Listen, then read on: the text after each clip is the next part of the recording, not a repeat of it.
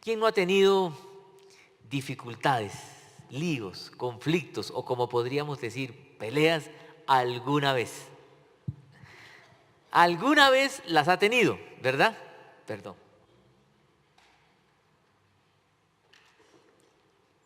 Alguna vez la debe haber tenido con algún vecino, algún amigo, entre hermanos, entre novios, esposos, ¿sí?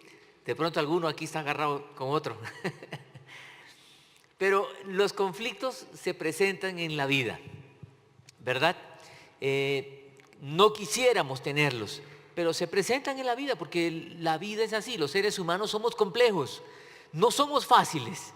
Y en algún momento hay malos entendidos, una mala comunicación, una actitud egoísta, una actitud envidiosa de pronto, y se suscita el conflicto, la dificultad, la pelea.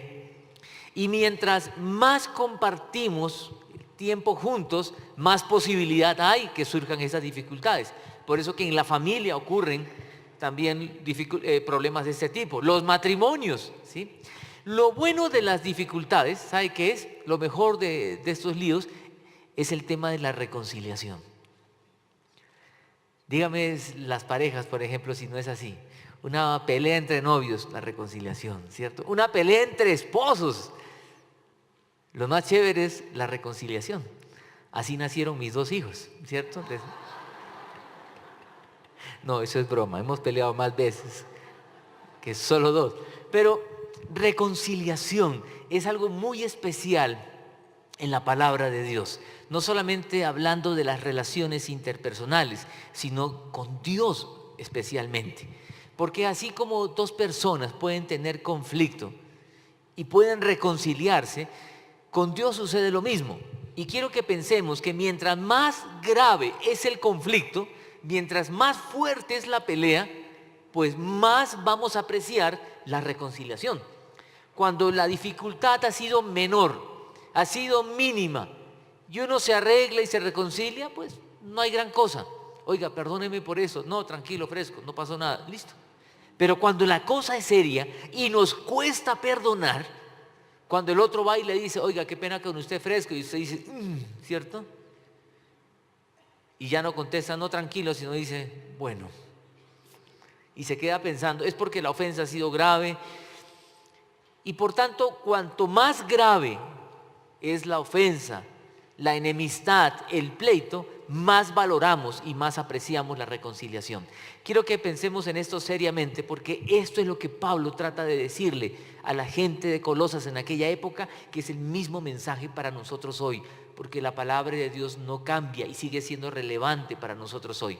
Y lo que Pablo le dice, y quiero que lea la escritura, en Colosenses capítulo 1, versículo 21. Yo le puse en sus bosquejos también el versículo. Usted puede buscar en la aplicación también, tenemos de manera virtual. Si no, abra su Biblia, por favor. Voy a leer en la Nueva Versión Internacional y dice así, dice, y por favor no le hagan caso a esos mensajes absurdos de que la Nueva Versión Internacional es una versión espuria o cosas por el estilo. Para nada. Son personas que desconocen realmente el tema de las traducciones en la Biblia. Dice la Nueva Versión Internacional, dice, en otro tiempo ustedes por su actitud y sus malas acciones estaban, ¿qué dice? Alejados de Dios y eran sus enemigos. Vean lo que está diciendo la Biblia. Dice, en otro tiempo, antes, por la actitud y sus malas acciones, ustedes estaban alejados de Dios y eran enemigos de Dios. ¿Se imagina lo que está diciendo esto? Ahora, quiero que notemos aquí algo muy, muy importante, por favor. La Biblia, cuando habla del nuevo nacimiento, de la conversión en las personas, va a enfatizar mucho el antes y después. Es decir, en la vida del ser humano hay un punto de quiebre, hay un clímax cuando el pecado, la maldad, llega a un punto donde la gente dice, no, yo necesito de Cristo, y se convierte, y cambia, la vida cambia totalmente. Lo que Pablo le está diciendo a esta gente es, y va a hablar de la reconciliación en un momento, pero antes de hablar de la reconciliación, quiere resaltar lo grave que es estar sin Jesús, y cómo era la vida antes. Porque Cuando alguien va y le dice, oiga, perdóneme, y el otro le dice, te perdono por todo. ¿Eso te perdono por todo? O cuando un esposo le dice a la esposa, mi amor, perdóname por todo lo que yo te haya podido hacer en estos 30 años de matrimonio. Sí, eso no es pedir perdón. No, pedir perdón es, mi amor, perdóname porque durante estos 30 años de matrimonio yo continuamente te he molestado por esto, esto y esto. Y la otra le va a decir, arrodíllese, ¿cierto? No, mentira. Es pedir perdón por nombre propio por la ofensa. Eso de decir, perdóname por todo lo que yo haya podido ofenderte. Eso es posibilidad, no está reconociendo. Es diferente de decir, perdóname porque cuántas veces te he ofendido de esta manera y de esta otra manera. Entonces, para que haya reconciliación de verdad, tiene que haber un reconocimiento de la falta y de la magnitud de la falta. Y lo que Pablo está tratando de decirles aquí, señores, ustedes eran enemigos de Dios. Vea cómo es de fuerte el texto bíblico. Enemigos de Dios. Y Pablo continuamente va a decir cosas como estas. Escuche, por ejemplo, en Gálatas 1:23 dice así. Gálatas 1:23 dice, solo habían oído decir, el que antes nos perseguía, ahora predica la fe que procuraba destruir. Hablando de él, de su testimonio. El que antes perseguía, ahora se volvió en un fiel seguidor. Y así le va a decir en sus cartas a los corintios, les va a decir, ustedes que en otro tiempo, algunos de ustedes eran así, así y así, y comienza a hablar de diferentes formas de pecado. Lo que está tratando de decir Pablo aquí es, reconozcan de dónde vienen. Y saben una cosa, creo que aquí es muy importante, porque cuando no tenemos un pasado tan terrible, llegamos a pensar, yo siempre he sido bueno. Hay personas que tienen testimonios de esos, que yo antes era un criminal, yo antes era un ladrón, yo mataba gente, ahora Dios me salvó. Creo que hay que tener cuidado. Todo aquel que se encuentra con Jesucristo tiene un testimonio que contar. Y creo que las personas que vienen de una buena familia, de una buena formación, los muchachos que crecieron en la iglesia, que de chiquiticos llegaron a la iglesia, los llevaron a la escuela dominical, crecieron aquí, aprendieron la palabra de Dios, la familia es buena, la familia es fiel al Señor, ellos llegan a un momento en que dicen, pero yo no tengo testimonio que contar. Claro que sí, hay un testimonio que contar. La gente de Colosas, ojo, Colosas era conocida por la influencia del pensamiento griego muy fuerte. Además de eso, las iglesias de Asia, a donde pertenece Colosas, eran iglesias pudientes, es decir, no era gente de clase popular. Había de todo, pero en su mayoría, lo predominante eran personas pudientes. Pablo le está diciendo a gente intelectual y pudiente, ustedes en otro tiempo eran enemigos de Dios. ¿Se imagina eso? Uno dice, atrevido Pablo, ¿verdad? Pero es la verdad bíblica. Por bueno que uno haya sido, yo no sé cuál ha sido su vida antes de Jesús, pero usted tiene que tener un antes y un después. Y Pablo está hablando aquí del antes. ¿Dónde estábamos antes? Pedro va a decir lo mismo. Pedro le va a decir en su carta, en 1 Pedro 2:10, ustedes antes ni siquiera eran pueblo, pero ahora son pueblo de Dios. El mismo Pedro, en el 2:25 dice, antes ustedes eran ovejas descarriadas, pero ahora han vuelto. ¿Qué es lo que quiero que pensemos aquí? Si estamos aquí para cantar, alabar, exaltar al Señor, es porque usted tiene un antes que contar. Y otra vez, no tiene que ser un antes de esos terribles que uno escucha muchas veces. Yo recuerdo mucho cuando invité a mi mamá a la iglesia para que ella escuchara el mensaje de salvación. Por lo general a las personas les gusta traer de esos testimonios que llamamos espectaculares. Mi madre me decía, mijito, ¿usted qué hace en esa iglesia? Esa gente ha sido muy mala. ¿Tú qué mal has hecho, mi hijo, que yo no sé? Sí, no, nada. Como dice un canto, yo era un tipo relativamente bueno. Mejor dicho, era un pobre diablo más. Tenía llena la barriga y la conciencia tan tranquila que llegué a sentirme bueno de verdad. ¿Sabe cuál es el problema con las personas buenas? Generosas, de buenos principios, de buena familia, que creen que no llegan a necesitar a Jesús.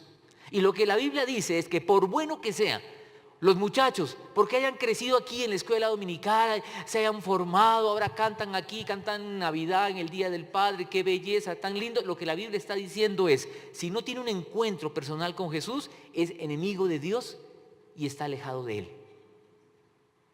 Porque en pecado me concibió mi madre, va a decir el salmista. Uno ve a un niño pequeño tan lindo, ¿cierto? Usted tiene nietos o hijos, ve, ¡ay, qué belleza! Uno ve la dulzura de esos bebés, provoca comérselos, ¿cierto? Como dice un amigo, y cuando llegan a 15 años uno dice, ¿por qué no me los comí? Pero uno ve la belleza de ese niño, pero quiero decirle que ese niño es un pecador. Y así niño pequeño es un manipulador. Que el papá, el llanto de la medianoche lo coge y ya lo tengo controlado, ya. Y el pobre temblando toda la noche, ¿cierto? Meciendo al niño.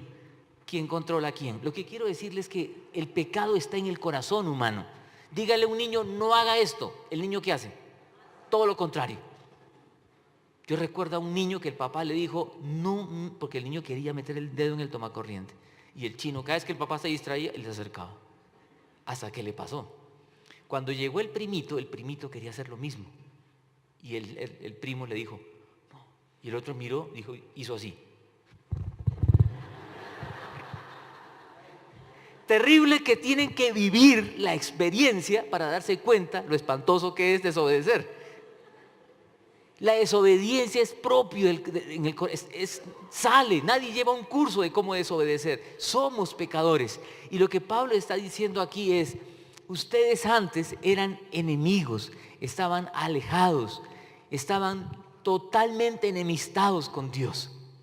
Esa es la realidad de la persona que no tiene a Jesús, por bueno, por noble que sea. Y creo que esto se convierte en un impedimento para las personas justamente que se creen muy buenas. Y la verdad es que son buenas según los estándares del ser humano.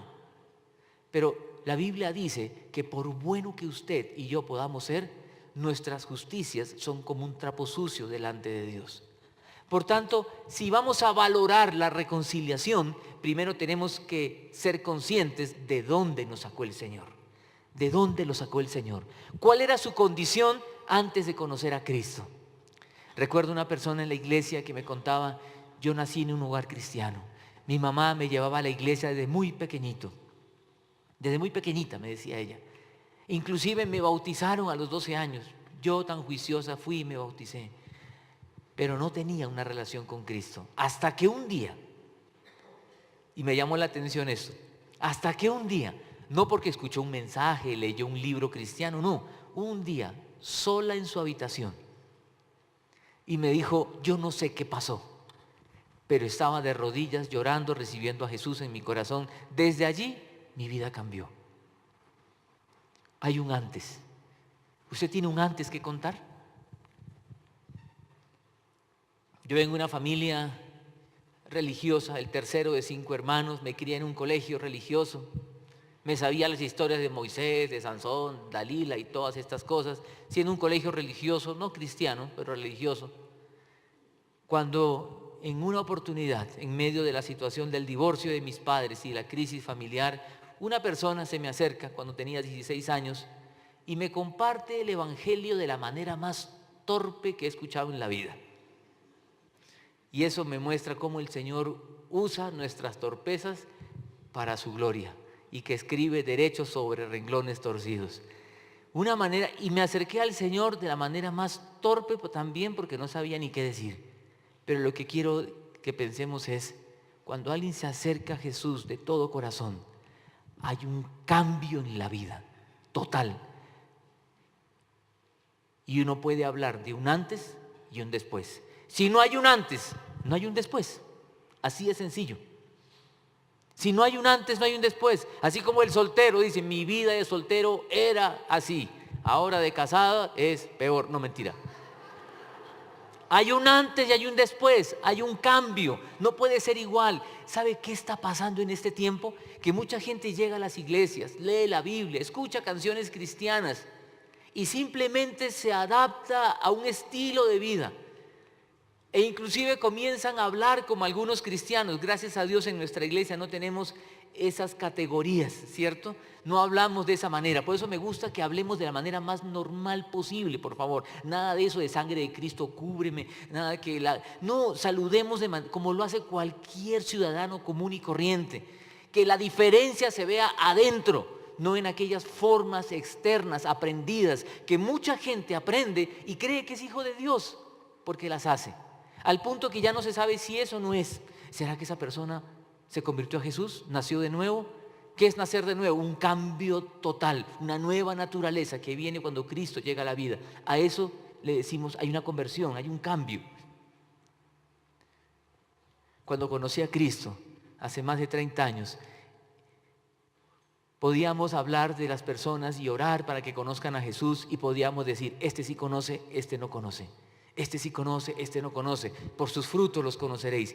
Hoy todo es gris, ya no es blanco, nada es blanco y negro, todo es gris.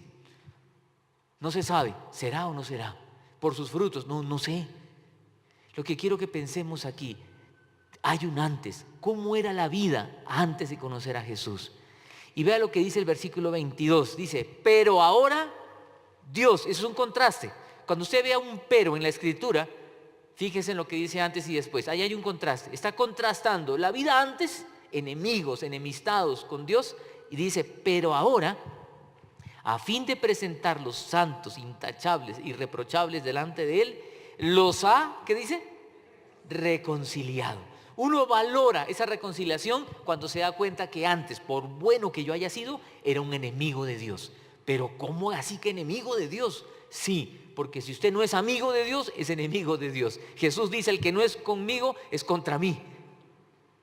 No hay medias tintas, no hay que yo estoy en proceso ahí, no, yo estoy más o menos. No, o usted eso no es. Usted se salva o no se salva. Usted se va con el Señor a su presencia el día que se muera o usted se va al infierno. No hay que estoy en el medio. No hay tal cosa.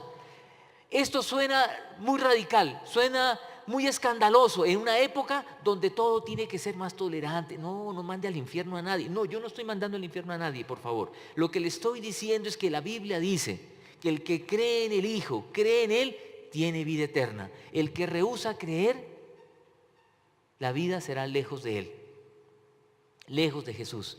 Entonces aquí la palabra dice, pero ahora Dios los ha reconciliado. Y esta reconciliación es muy especial. ¿Sabe por qué? Fíjese en estos casos. Dos personas se agreden mutuamente, se insultan y hasta se pegan. Uno de ellos reflexiona y busca al otro para pedir perdón y reconciliarse. Primer caso. Segundo caso. Dos personas tienen un conflicto, pero hay un agresor y hay una víctima. Y el agresor se da cuenta y va y pide perdón. Tercer caso. Hay un agresor y una víctima. Y la víctima va y busca al agresor para reconciliarse. ¿Qué le parece ese tercer caso? ¿Uno qué diría? Tan bobo. Todavía le dan y busca. Lo que nosotros esperamos es que suceda el primer y segundo caso, ¿verdad? ¿O no? Normalmente. Pongamos el caso de dos amigos o un matrimonio, ¿sí? ¿Cuántos casados hay aquí? A ver, para no usar un ejemplo que hay muchos casados ya. Y los que no tienen novia por ahí, ¿cierto? Eso, algunos no levantan la mano para que el papá no se dé cuenta. Una pelea de pareja. Los dos se agarran. Y uno de ellos toma la iniciativa y busca la reconciliación. Ya sé lo que está pensando. Ese soy yo siempre. ¿Sí? No, tranquilo. Uno de ellos toma la iniciativa. El segundo caso es que uno es el agresor y luego reflexiona y pide perdón. Ojalá suceda eso.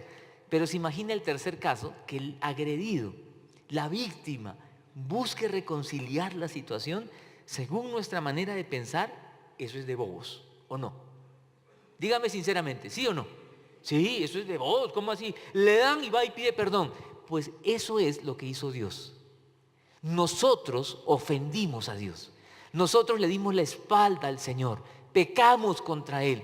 Y el Señor Dios toma la iniciativa, manda a su Hijo a morir por nosotros en la cruz del Calvario para reconciliarse con nosotros. Es Dios tomando la iniciativa y Dios no es bobo. Y es un ejemplo para nosotros, para nuestras relaciones interpersonales. Pero vuelvo al punto, Dios toma la iniciativa porque Él está interesado en que usted, yo y Él tengamos una profunda comunión. Reconciliarse con el Señor es lo mejor que el hombre puede hacer en la vida. Ahora usted me dirá, ¿reconciliarse quiere decir que antes estábamos bien y luego peleamos? Sí, en el huerto del Edén estábamos bien. En el huerto del Edén hay una imagen, una figura muy descriptiva de la comunión tan íntima de Dios con el hombre. ¿Recuerdan cuando dice el Espíritu de Dios se paseaba en el huerto? Y el hombre estaba en el huerto. ¿Se imaginan eso? El hombre allí, Dios paseándose.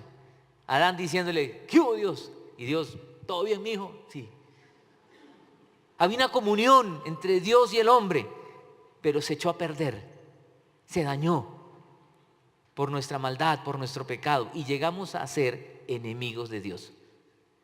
Y Dios toma la iniciativa para volver a tener esa comunión en Cristo Jesús. Por eso aquí estamos celebrando y cantando lo que Cristo hizo por nosotros. Y este es el mensaje que la gente necesita escuchar. Este es el mensaje que se necesita en Colombia para que haya paz. No va a haber paz si primero el hombre no se reconcilia con Dios, porque eso le da la capacidad espiritual de reconciliarse con sus semejantes. De lo contrario, todo es superficial. Como esas parejas que pelean y dicen, bueno, perdóname, ya, paz. Eso es guerra fría, superficial. Lo que acá está diciendo la palabra es que en Cristo Jesús nos reconciliamos. Y esa reconciliación tiene un propósito. Quiero que vea el versículo. Dice, pero ahora Dios, a fin de, ese a fin de es un propósito, a fin de presentarlos, y dice cómo, santos, intachables e irreprochables delante de Él. Fíjese el contraste, de enemigos y alejados, ahora santos, irreprochables, intachables. Pero uno se mira a sí mismo y piensa, ¿será que sí somos intachables, irreprochables y santos? ¿Usted qué piensa? ¿Cierto que no? Imagínense, mira a su esposa, santa, irreprochable, intachable. Pero acá lo está diciendo, pero acá lo aclara. Dice, santo, intachable, irreprochable, delante de Él, no delante de nosotros. A mis ojos yo soy todo lo contrario, un pecador, podrido, merecedor del infierno. Pero delante de los ojos de Dios soy santo, intachable y irreprochable. ¿Qué significa esto? Que en Cristo Jesús, como dice la Escritura, estamos escondidos. Y Dios nos ve a través de Cristo Jesús. Y Él nos ve así por la obra de Jesús. Delante de Dios somos así. Esa es nuestra nueva posición en Cristo. Por eso fíjense, por favor, esto es precioso. Antes yo estaba lejos, ahora estoy cerca. Antes era enemigo, ahora soy amigo. Antes era un pecador merecedor del infierno, hoy soy santo delante de Él. Gracias a lo que Cristo Jesús ha hecho por nosotros. Gloria a su nombre. Pero entonces, por favor, si usted puede pensar en esto, ¿cómo era mi antes de conocer a Jesús? Por bueno que haya sido o malo. ¿Cómo estoy ahora? Estoy reconciliado. ¿Sabe? Reconciliarse con el Señor es lo que todos tenemos que hacer. Si hay alguien aquí que no está reconciliado con el Señor, hoy lo puede hacer por la fe. Y eso no tiene que ver con venir o no a la iglesia. Eso no tiene que ver con leer o no la Biblia. Eso no tiene que ver con haber nacido en un hogar creyente o no. Tiene que ver con tener un encuentro personal con Jesús. Puedo tener años en esta iglesia aún y no haber vivido, experimentado la reconciliación. ¿Cómo se experimenta esto? Por la fe. Con un corazón que le dice, Señor, yo quiero dejar de ser un enemigo tuyo y quiero ser tu amigo. Perdóname porque soy pecador. Y cuando uno hace esto, lo que debe seguir haciendo es lo que dice el versículo 23. Dice, con tal que se mantengan firmes en la fe, bien cimentados y estables. Ese con tal que se mantengan, otra traducción va a decir, va a hablar en su cuerpo físico por medio de la muerte para presentarlos. Bueno, perdón, ese es el 22. En el 23 va a decir, por cuanto permanecéis fundados y firmes en la fe. Es decir, no es un condicional de duda, sino más bien una consecuencia. Y lo que está diciendo es de permanecer, si en verdad permanecen. Esto de permanecer en el original, en el griego, es un verbo que está en presente continuo, indicando que uno tiene que hacerlo y continuar haciéndolo. Es decir, no es solo una vez. Es como cualquier tipo de relación también en esta tierra. Uno es amigo de alguien y cultiva la relación. Uno está enamorado de su pareja y tiene que cultivar la relación. Si no la cultiva, se enfría. Tenemos una nueva relación con Cristo porque estamos reconciliados. Ahora hay que mantener esa relación y cultivarla. Por eso hacemos retiro de hombres. Por eso retiro de mujeres. Por eso hay capacitación y formación en la iglesia. Por eso los grupos de crecimiento. Porque queremos seguir calentando el corazón. Lo que está diciendo aquí es de permanecer, de continuar, de que no sea algo que se quede en el pasado y ya, sino que debe continuar en nuestro corazón.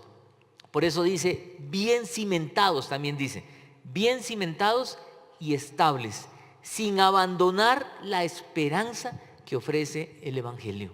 ¿Sabe que es triste que conforme va pasando el tiempo, algunas personas abandonan la fe? Y a Pablo le preocupaba que en aquella época habían falsas doctrinas que estaban enfriando la fe de algunos y alejándolos. Hoy también hay falsas doctrinas. Habían unas enseñanzas raras que demeritaban a Jesús, que Jesús no era Dios. Y sometían a las personas a ciertas prácticas. Cuando uno lee toda la carta, ve que estaban sometiendo a la gente a ciertas cosas que tenían que hacer para ganar la gracia de Dios. Y Pablo dice, no. Estamos reconciliados con el Señor. Manténganse firmes en esto. ¿Saben? Hoy hay también muchas barbaridades en todas partes. Barbaridades como las que mencioné, que demeritan la Biblia, Nueva Traducción Viviente y Nueva Versión Internacional. Pero eso no es tan grave. Hay cosas más graves todavía, como la declaración positiva, que usted declara y lo que usted declara, eso es. Terrible. Como aquello que no piense. No. Creo que mi enfermedad es grave. No la piense, no lo piense. Eso es metafísico. Lo que uno tiene que decir es, yo confío en el Señor y mi vida está en sus manos. Hay libros cristianos influenciados por esta filosofía metafísica y que se mete en el pueblo de Dios. Por eso hay tantas barbaridades, tantas herejías, que debemos tener cuidado y mantenernos firmes. Por eso es que en la iglesia nos mantenemos activos en todo esto de capacitarnos y estudiar la palabra de Dios. Por eso el instituto bíblico que tenemos en la Confra en Bogotá, las 10 iglesias con fraternidad tienen un instituto bíblico. ¿Sabe dónde funciona? Aquí, en nuestra casa. ¿Y sabe cuántos estudiantes tiene de los casi 3.000 confradianos en Bogotá? 30. ¿Y por qué algunos no van? No, porque no tengo tiempo. No, otros porque han dicho, no, eso es muy pesado, eso es ladrilludo. Y algunos estudiantes han colaborado. Ay, sí, me mandaron a leer mucho. Oiga, tranquilos, que eso no es mucho. Al menos cuando yo los mando a leer muy poquito. Pero quiero que piensen esto. Acá habla de mantenernos firmes. Habla de no abandonar la fe. Porque es muy fácil que con el paso del tiempo y tantas barbaridades que se enseñan, abandonemos la fe. Gracias a Dios este año también tenemos más estudiantes en el Seminario Bíblico de Colombia. Queremos seguir creciendo en esto. Ahora podemos estudiar en línea. Nuestra gente no tiene que ir hasta Medellín, puede estudiar desde aquí, desde Bogotá. Pero tenemos que mantenernos firmes. Quiero ir terminando y quiero que piensen esto. Un antes, un después y cómo debemos continuar. Un antes alejados y enemistados con Dios. Un presente, un hoy reconciliados con el Señor. Pero ¿cómo mantenernos? ¿Cómo seguir? ¿Qué seguir haciendo? Manteniéndonos firmes en la fe. Mantenerse firme es una decisión que debemos renovar cada día con el Señor. Mantenerse firme en la fe. Recuerdo con mucha alegría la época cuando conocí al Señor y las personas de mi generación. Gracias a Dios, muchos de ellos siguen fieles a Cristo Jesús. Se han casado, tienen hijos, Algunos son pastores, otros misioneros, otros hombres de vida secular, pero con un corazón consagrado para el Señor. Pero también con tristeza puedo ver que hay personas que se alejaron, abandonaron la fe. ¿Por qué? ¿Qué les pasó? ¿Sabe qué pasó? Lo de la parábola del sembrador. Crecieron los espinos. Las piedras no dejaron echar raíces y se quedó. ¿Cuál va a ser nuestro caso? ¿Queremos ser de los que permanecen? ¿Tiene usted un antes y un después que contarle a la gente? Cuéntelo. Si hay un antes muy claro, hay una reconciliación que vamos a valorar y apreciar. Gracias a Dios por su reconciliación, por la obra de Jesús. Ahora mantengámonos firmes, sin desmayar. Como iglesia queremos seguir avanzando. Queremos que más personas conozcan este mensaje. ¿Y a través de quién va a suceder esto? De todos nosotros. De todos nosotros. Acompáñenme a orar, vamos a orar. Señor, gracias porque tú nos has rescatado de una vieja manera de vivir. Señor, gracias porque muchos aquí, la gran mayoría, podemos dar testimonio de dónde nos sacaste.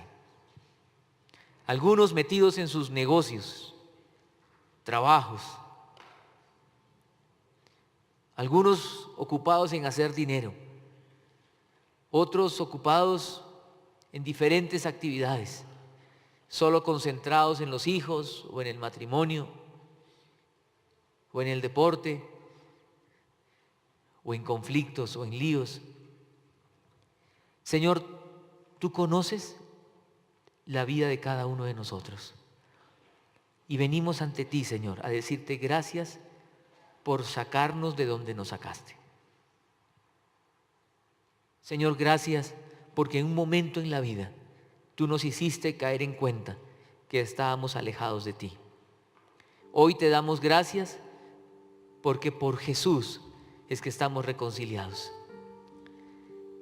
Y valoramos esa reconciliación, Señor. Apreciamos esa reconciliación. Y queremos mantenernos firmes en ella. Firmes en ella, trabajando para que otros también puedan gozar de esa reconciliación. Gracias, Señor, por los Medina que trabajan fuertemente para que los aruacos puedan reconciliarse contigo. Gracias, Señor, por Carlos Cuervo que trabaja en las universidades de Colombia para que los universitarios puedan reconciliarse contigo. Gracias, Señor, por cada uno de nuestros misioneros que trabaja en esa labor.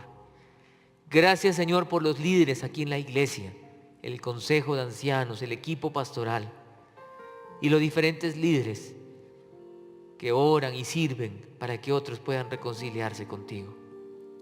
Señor, hoy queremos orar por Colombia. Solo va a haber paz cuando cada colombiano se reconcilie contigo. Señor, haznos conscientes de la gravedad del pecado, de estar alejado y enemistado contigo. Líbranos, Señor, de ese orgullo, de pensar que no somos tan malos, cuando somos realmente pecadores. Pero gracias, porque en Cristo Jesús, que delante de ti, Padre bendito, en Jesús somos santos, intachables e irreprochables. Gracias porque tú nos das una nueva identidad y en ella queremos permanecer. Señor, glorificamos tu nombre, honramos tu nombre.